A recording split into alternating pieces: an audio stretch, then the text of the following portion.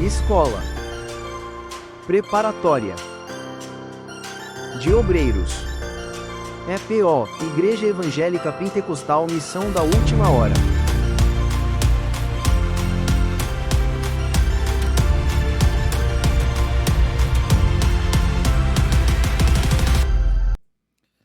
Bom, dando continuidade, então, nosso tema de número 2. A temática agora é o obreiro e a chamada para o ministério. Eu queria basear esse tema na segunda carta de Paulo aos Coríntios, capítulo de número... Na primeira carta de Paulo aos Coríntios, capítulo de número 4, versículo de número 1. 1 e 2, vamos ler. Portanto, todas as pessoas devem nos considerar servos de Cristo e encarregados dos mistérios de Deus. Além disso, o que se requer de todos aqueles que têm essa responsabilidade é que vivam fielmente. Então, o tema é o obreiro e a chamada para o ministério. Primeiro ponto é tipos de chamada. Vamos abordar um pouquinho sobre isso aqui. Tipos de chamada. Em todas as questões do ministério, a primeira de todas as perguntas que se faz é se o obreiro foi realmente chamado por Deus para o ministério. Muitas pessoas têm experimentado o caos espiritual porque se fizeram simplesmente obreiros profissionais. Então, o que se deve ter cuidado? Cuidado com o profissionalismo de púlpito. Por quê? Porque muitas pessoas simplesmente se fizeram, eles criaram uma chamada. E isso pode incorrer em muitos riscos espirituais na vida do obreiro. Então, você deve ter muito cuidado com o profissionalismo de púlpito. Disse alguém certo dia que o piloto deve fazer um checklist de todos os manômetros do avião toda vez em que ele for alçar um voo. Porque se ele não fizer isso, ele corre o risco de sofrer sérios acidentes. Então, devemos ter cuidado com o profissionalismo de púlpito. O púlpito não é para profissionais, e sim para pessoas que realmente são chamadas por Deus. O que disse Jeremias, no capítulo de número 20, versículo 9, Jeremias diz sentir seus ossos arder. O apóstolo Paulo, na primeira carta aos Coríntios, capítulo 9, versículo 16, ele diz, ai de mim se não pregar. Ou seja, eles sentiam dores internas, dores nos ossos, dores na alma, aquela responsabilidade, aquele entender que a chamada é algo sério, é algo muito profundo, ok?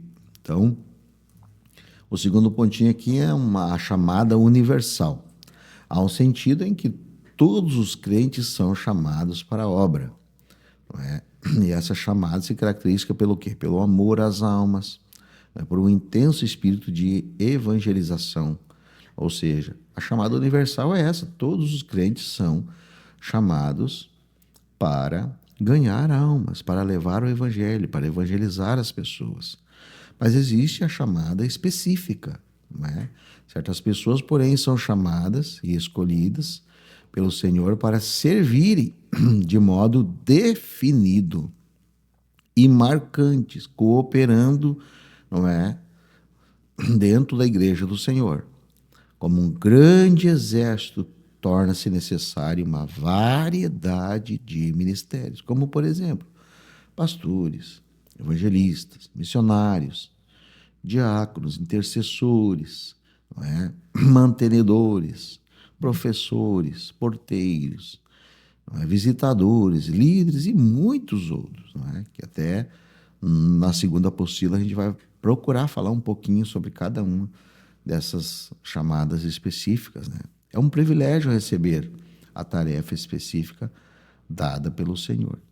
O certo é que existem pessoas que exercem uma são polivalentes na obra, mas existem pessoas que recebem uma chamada específica, né? E para isso eles são direcionados, e para isso, repito, eles se preparam, né? Para exercer com maestria essa função, essa chamada específica na obra do Senhor.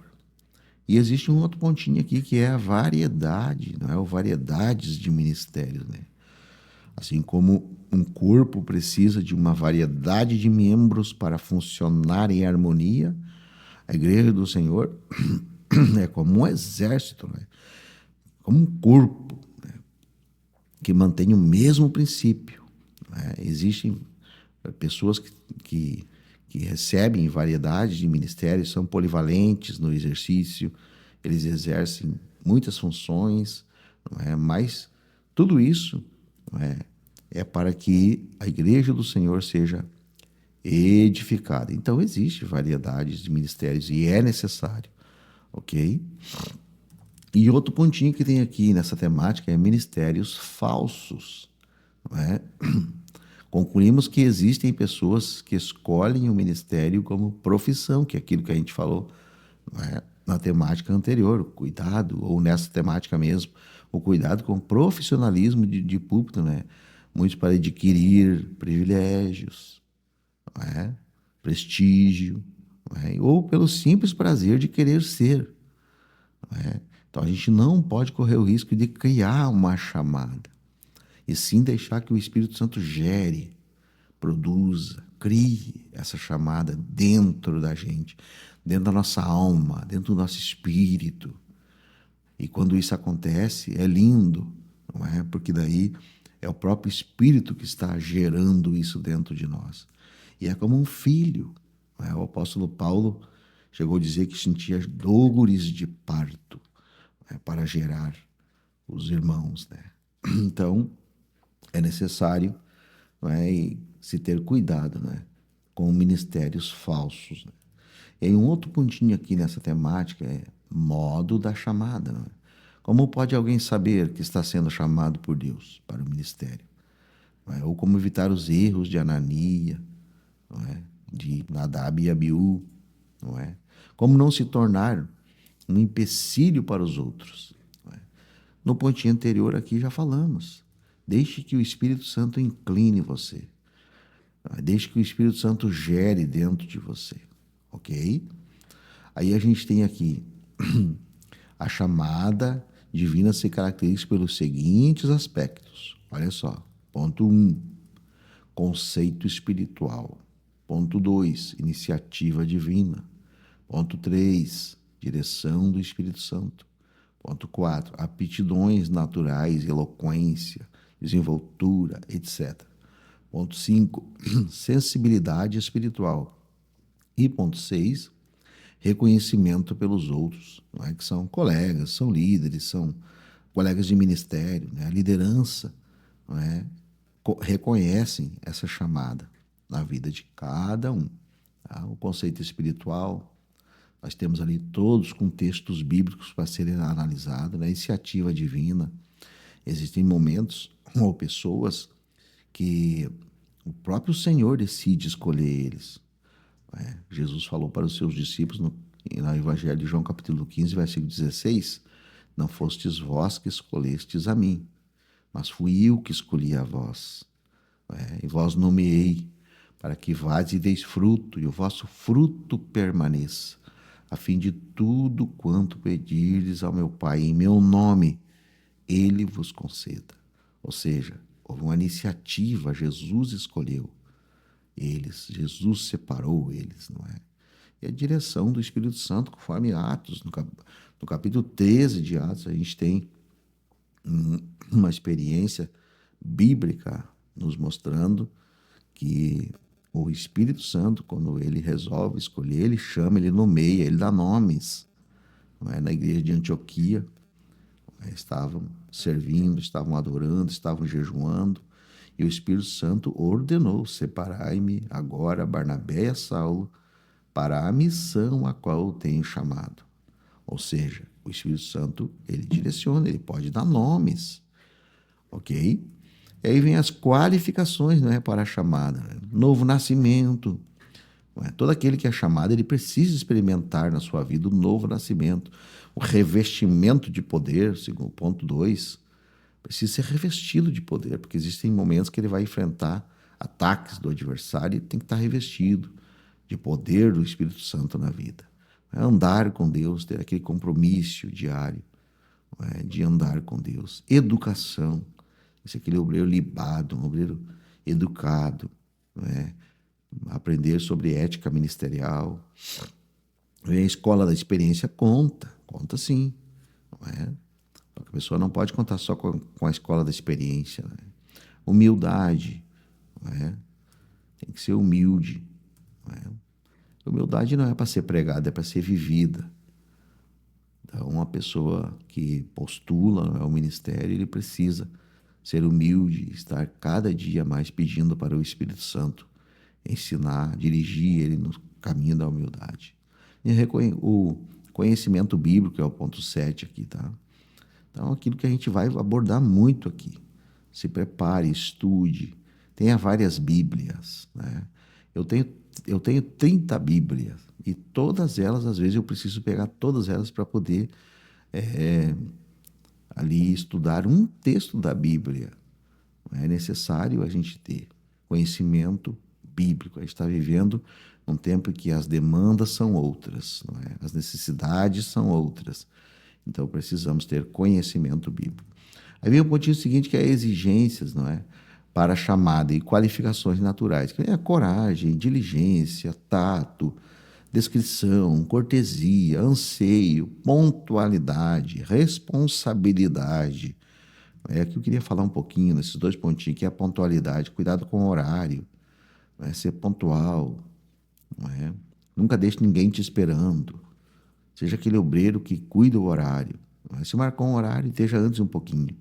Responsabilidade, que é a questão de agenda, o cuidado, não é? com agendas. Todo obreiro tem que ter uma agenda para anotar os compromissos, né? Ok? E as qualificações espirituais, que é amor, fé, santidade, humildade, paciência, espírito perdoador, né? Distrações, ok? As qualificações espirituais, ok? Espírito perdoador, aqui falar um pouquinho sobre isso aqui. O obreiro não pode nunca guardar rancor. Tem que ter muito cuidado com os rancores, com as mágoas, com ressentimento, né? Eu quero só reiterar aqui com o texto bíblico sobre essa questão que está lá na carta aos Hebreus, capítulo 12, versículo de número 15. O texto diz bem assim: vigiai para que ninguém, não é, se exclua da graça de Deus, e que nenhuma raiz de amargura venenosa brota em vós. Por quê? Porque ela vai causar confusão, contaminando muitos. Ou seja, tem um espírito perdoador. Não guarde as coisas no coração, não fique remoendo mágoas e ressentimentos. Aí vem um obreiro e sua vida pessoal, né?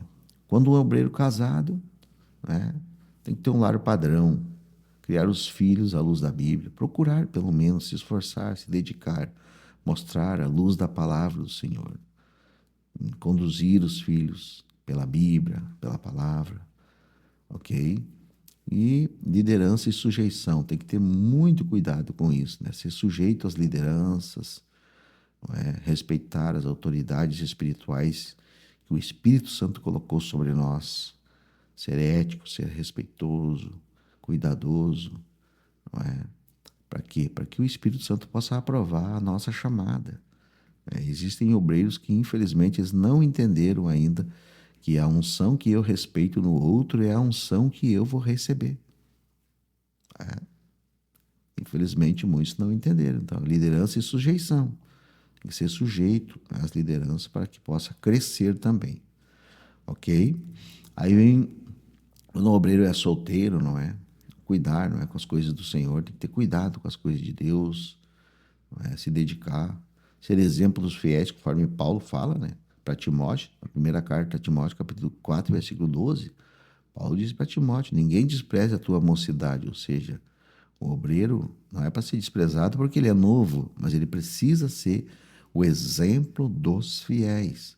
E fugir da prostituição, que é a imoralidade sexual que está tomando conta nos tempos atuais. Então, o obreiro precisa ter esses cuidados. Ok? Então, esse é o segundo tema, tá? Que vem de encontro à questão da chamada. Ok?